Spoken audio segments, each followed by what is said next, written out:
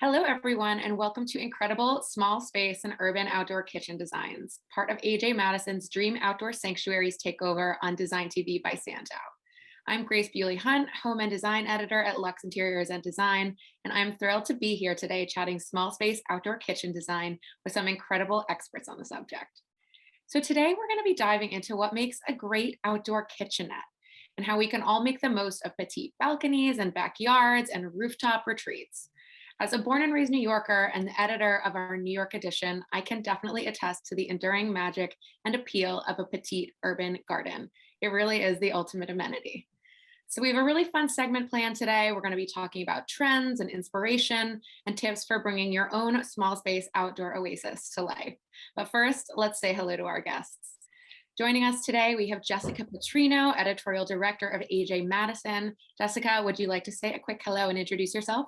Absolutely. Hi, everyone. I'm Jessica Petrino, Editorial Director at AjMadison. I am from Boston, Massachusetts, born and raised, and I have been specifying outdoor kitchen appliances for at least 10 years now. I absolutely love talking about all things appliances, indoor, outdoor, laundry spaces, you name it. And one of my favorite things is really just educating all of our clients, as well as the trade professionals that we work with, about all things happening in the industry, CEU classes, and recently actually just gave Voices from the Industry talk at KBIS on outdoor living. So perfect timing.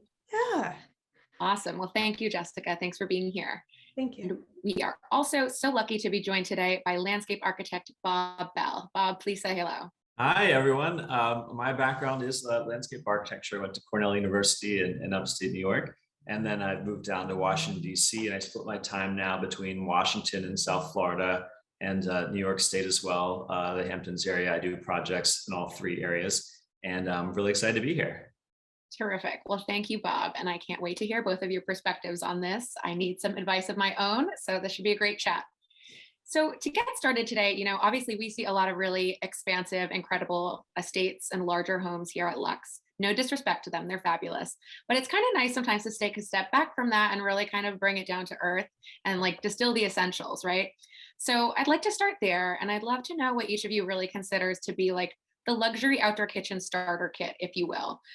Whether it's like a balcony or a small backyard. Where do you begin? Kind of what is that cocktail like getting started? So Jessica, I'd love to hear from you first. What do you think every small outdoor kitchen really needs to succeed? Absolutely. So one of the things I do want to stress throughout this segment is the fact that smaller spaces does not mean lesser than products. You can achieve the same functionality and a lot of the same like luxury in some of the great features that are available in the supersized grills, you can get in smaller sizes. If you think about it, some of the expansive, luxurious kitchens that you see across magazines and through many of the projects that we have done, if you actually just look at the products that are incorporated into those massive kitchens, it really is just a collection of many smaller things put together. So if we think about it that way, when we have a smaller space, we can absolutely achieve a lot of that same functionality. We just need to be very intentional about the different things that we choose for cooking, refrigeration, storage, and cleanup. Awesome. And Bob, can you kind of expound on that in terms of like a design view? Like how would you lay that out? If you're really working with some key elements in a smaller space, like where do you begin? That's a great question. And I think to sort of expand on what Jessica is saying, you don't sacrifice quality because you're having a smaller space, right? You really want to have, the fewer better things and really, look at your budget and say, where can I possibly, get the best quality items for this? I mean, I always start as a landscape architect with the layout, seating, a table, a chair. You can do this on a balcony, you can do this in a very small backyard, but where are you going to sit? And then you sort of think of, okay, I'm sitting here, I want a cocktail, I want a cold glass of lemonade or something. And then sort of go from there. Then do I have room for a grill? So I always think of sort of beverages first, and then move on to sort of food and snacks and things like that. So a sink for me is always the first one, and then refrigerator, and then grill, or something like that, that would sort of allow for food items. Definitely. So it's kind of like the same concept as designing a really souped up like galley kitchen in a small apartment. It's like you're getting those compact sizes, and those are all now available now, kind of in a way that you can work within an outdoor context. So that's pretty exciting. So I'd kind of like to talk about, to get a little more granular within that, what's really new and hot for cooks and entertainers, with kind of smaller plots to work with. Like macro scale, what are some of the lifestyle trends that both of you are seeing that are then being reflected in what people are asking for? What's kind of gone mainstream, I guess is my question, and why in terms of the way we're living. So Jessica, let's get your perspective first. What's really been selling big in the small space category, and what are you and the folks at AjMadison betting big on? So one thing that we have found since really the winter of 2020 is more and more people are ultimately committing to more permanent structures. So in years past, we were seeing, people putting a freestanding grill on the patio, a freestanding grill somewhere, and just kind of putting some plastic chairs out in the yard and calling it a day. Sure. And, now that we're spending so much more time at home, entertaining at home, being outside, we're finding that really kind of committing to a more functional setup is not only going to be more enjoyable to cook and to entertain, it's also just a much better investment. It's way more beautiful.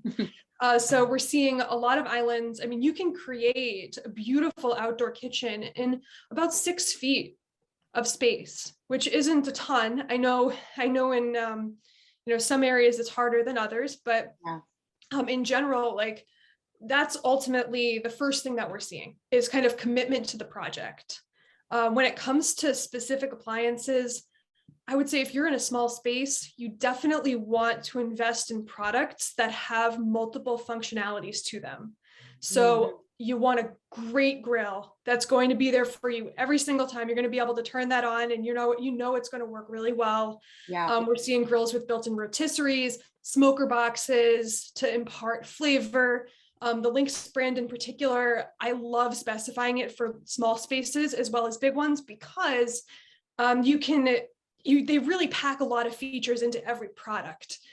Beverage centers do both refrigeration and wine storage. So it's kind of a 2-in-1 situation. Yep. We have beverage centers. They make refrigerators with a freezer section built into them. So you can do both fresh and frozen food. And so just kind of packing multi-functionality into the appliances as much as possible has been really popular for smaller spaces. That's awesome. I feel like both of those trends have such staying power. I don't even want to call them a trend. It's like just do it right, get your program down. Yeah. Bob, what's your take? I'd love to know specifically, with your urban clients, like what are they really asking for in terms of outdoor kitchens, and what have you been really excited about recently in terms of new to market? Well, I think what Jessica said was correct. And I think that this is not really a trend. And what you said too, Grace, it's not a trend. It's how people are living now. And taking advantage of every little bit of space outdoors is hugely important. To have a few friends over, everyone wants to be outside. So one thing I really like, and I think, again, Jessica mentioned this, was multi-purpose things. So Viking actually makes a 24-inch sink base that you can put a small sink in, and then there's storage underneath it.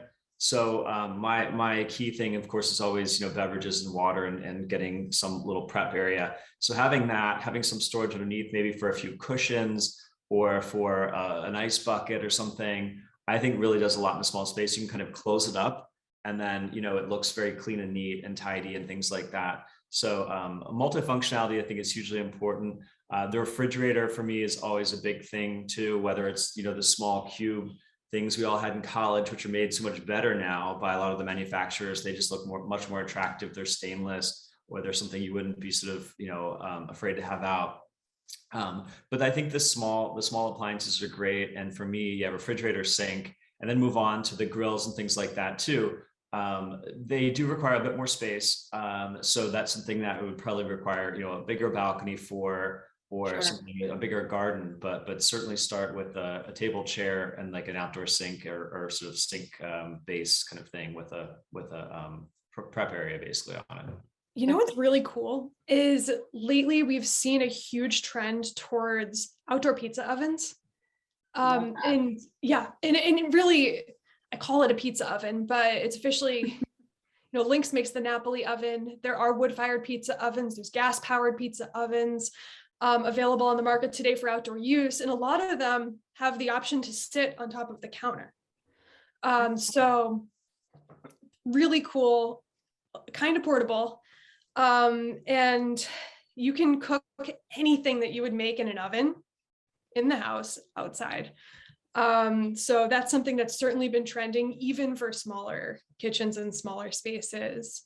Additionally, a lot of the appliances, you have an option. You could build it into cabinetry, or with a lot of things, they do make optional carts. So if you wanted to get something and mount it onto a cart and park it into a corner and then store it somewhere for the winter, you could certainly do that. Oh, that's cool. So just kind of wheel it out in season. Yeah, exactly. And to Bob's point, storage is so key. Whether it's access doors, drawers, like with a small house, if you have a smaller yard, you want to be very, very intentional about what is going to be stored outside. And if you think about the things that you're going to store outside, then you can find the appropriate drawers and access doors and things to match. Definitely. And I feel like this all speaks to this real, lifestyle evolution we've seen where people are really entertaining at home, more than before, and wanting that to kind of flow to the outdoors and really just have a place you can comfortably host, even if your square footage is smaller than most. So I'd love to give our viewers today like some tangible tips to work with. So I would love to know if there are any design rules that you each abide by when it kind of comes to putting together, a garden or an outdoor kitchen within a 6-foot area. Kind of like how they say your coffee table should be 2/3 of your sofa. Like, is there anything that you feel kind of compelled to share, in terms of like outdoor design commandments? I'd love to start with you, Bob. I imagine you have a few tricks up your sleeve. Sure. Well, we've mentioned, different appliance things, and one of the big ones that people sort of forget about until it's too late is don't put grills under windows. And if you have it all the ability to place it somewhere else, just be really careful about when you put it there, because during the summer, even if the window's closed, it will get into the house with smoke and things like that. So I always try and place the grill as far away as possible from any sort of windows or vents or things like that. And then also thinking about access points to your space. You don't want to be going back and forth across something that's going to be unsafe. I like to think about lighting too. Everyone likes a really flattering lighting at night, whether it's bistro lights or some sort of outdoor lighting that will just sort of make everyone look glowing and perfect and wonderful. So those are some of the more fun things I usually think about when I'm designing a space outside. Ooh, these are great tips. One is very practical and one is, creating the mood. Those are really, really smart. Thank you. Jessica, I'd love to hear your kind of hot tips as well. Absolutely.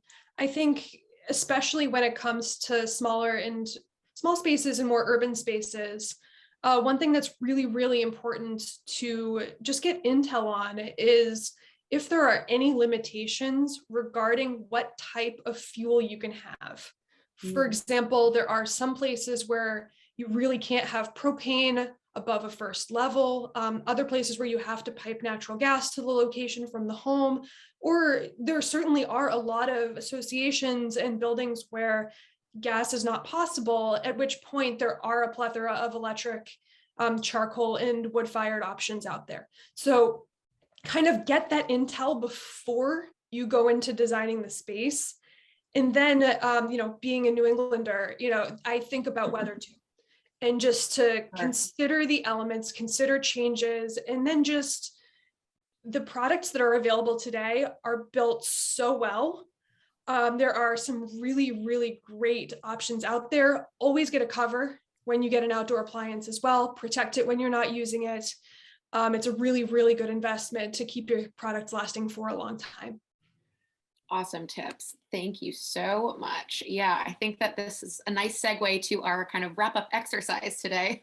And this is where a partner like AJ or like Bob comes in so handy for these actual practical, like, how do I make this happen for myself, right? So we're going to take a look actually at my Brooklyn garden. So this is a space that I put a lot of love into in the deep days of quarantine in terms of cleaning it up and making it pretty. But as you'll see from these photos, which I shared with our guests a few days ago, we really haven't realized it in terms of an entertaining or a cooking program. And I would love to host. I'd love to serve cocktails. I'd love to have friends over to grill, but I don't really know where to begin with any of that stuff. So I promise I'm not soliciting free design advice, but I think it serves as a great case study. So I'd love to know what each of you would do with this space. Bob, let's start with you. What 3 things would you put into this little gravel dining area? Well, I think a bistro chair and table is really important. Even in a small space, again, seating is really great. Maybe get something like a club chair if it'll fit, something you can kind of lay down on. Certainly an umbrella for me. I have very fair skin, so I'm always about shading. So being careful with the sun. And then, of course, lighting at night. Again, if you want to have something really great and flattering, it can be a lantern. It could be something with candles. It could be something more permanent with a, an actual electric light. And then again, I would do something like a pedestal sort of sink base with a little stand where you can put a cocktail or two and your ice bucket and things like that. And that's what I would do. Amazing. I love that. Yeah, even the idea of having it all shaded by a pretty umbrella, I feel like would be super beautiful. And Jessica, I need to know your take. Like if we're hardwiring this thing, if we're putting in a permanent structure, like what does my garden look like? I first have to say that your garden looks so cute. Thank you. Yeah, it's the perfect like little garden party location. And I feel like some of the best gatherings and like intimate events happen in spaces like this. I love that there's some natural shade there. When it comes to appliances, potentially almost like an island that you could sit at.